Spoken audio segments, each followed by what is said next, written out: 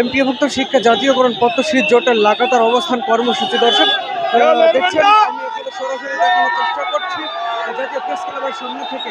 আপনারা দেখতে পাচ্ছেন যে এখানে তারা লাগাতার কর্মসূচি অবস্থান কর্মসূচি ঘোষণা করেছিল এবং কি অনেক শিক্ষক সারা দেশের থেকে অনেক শিক্ষকবৃন্দ কিন্তু এখানে এসেছিলেন এবং কি তারা সকাল থেকে এখানে অবস্থান কর্মসূচি করছেন, কিন্তু তাদেরকে এখন ছত্রভঙ্গ করার জন্য পুলিশ একটি অ্যাকশন নিতে চাচ্ছেন।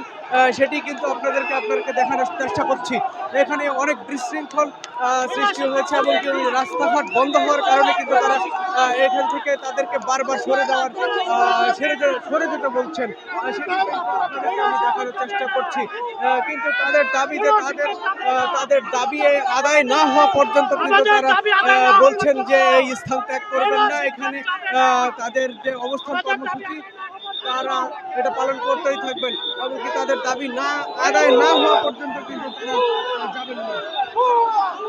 এই কথা কিন্তু তারা বলছেন। দেখছেন পুলিশ দেখে কিন্তু তারা এই ধরনের স্লোগান দিচ্ছেন যে ভুয়া ভুয়া।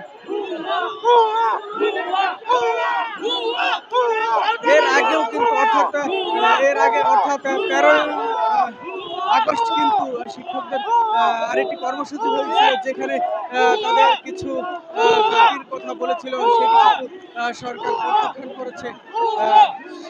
সেজন্যই কিন্তু তারা আজকে এই লাগাতার অবস্থান কর্মসূচি করছেন।